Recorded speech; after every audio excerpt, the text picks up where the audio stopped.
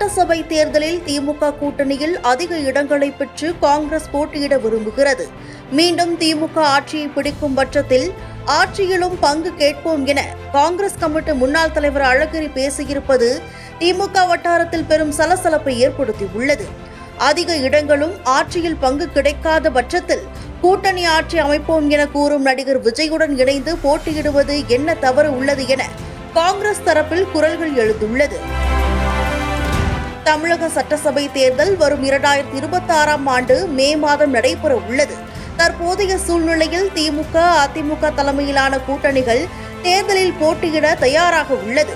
கடந்த ஆண்டு தாவேக என்ற கட்சியை தொடங்கி மண்டல மாநாடு, பிரச்சாரம் என அதிரடியாக களத்தில் குதித்துள்ள நடிகர் விஜய் தமிழக அரசியலை தன் பக்கம் திரும்பி பார்க்க வைத்துள்ளார்.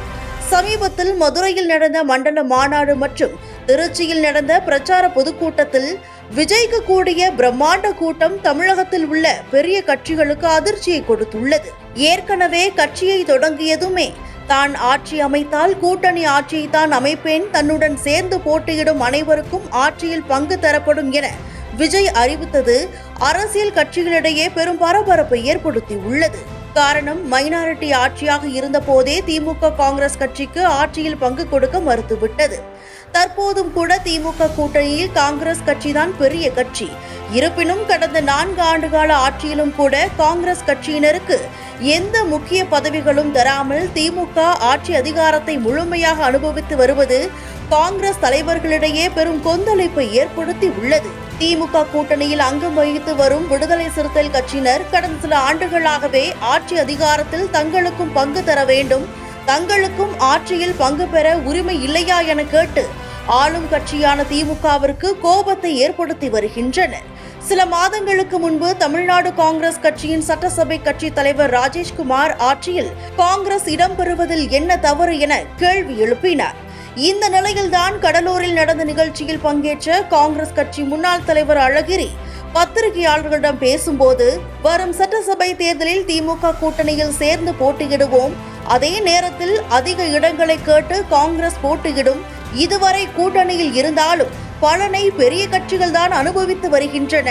வரும் சட்டசபை தேர்தலில் திமுக ஆட்சியை பிடிக்கும் பட்சத்தில் ஆட்சியில் காங்கிரஸ் பங்கு கேட்கும், இதில் என்ன தவறு உள்ளது என கேள்வி எழுப்பியுள்ளார். இது திமுக மேலிடத்திற்கு கடும் கோபத்தையும் சந்தேகத்தையும் ஏற்படுத்தியுள்ளது. காரணம், காங்கிரஸ் கட்சியில் உள்ள பல தலைவர்களும் வரும் சட்டசபை தேர்தலில் விஜய் கட்சியுடன் கூட்டணி சேர்ந்து போட்டியிட வேண்டும் என விருப்பம் தெரிவித்துள்ளனர். காரணம், விஜய் ஆட்சியில் பங்கு தருவதாக ஏற்கனவே அறிவித்துவிட்டார்.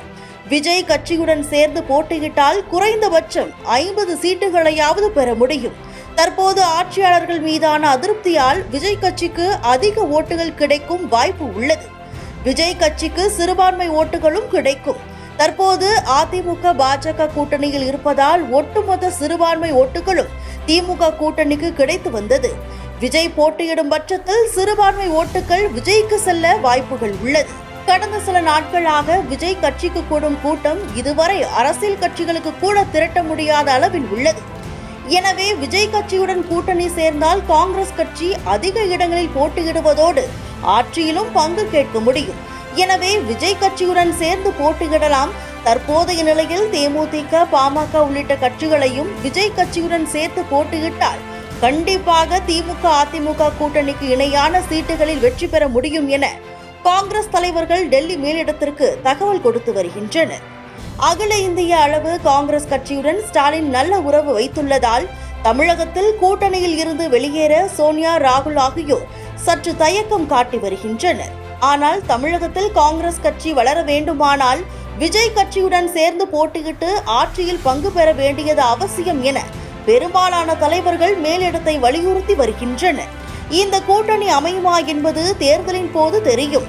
ஆனால் விஜய் கட்சியுடன் காங்கிரஸ் உள்ளிட்ட கட்சிகள் சேர்ந்தால் திமுக, அதிமுக கட்சிகளுக்கு பலத்த அடிதான் என்பதில் எந்த சந்தேகமும் இல்லை.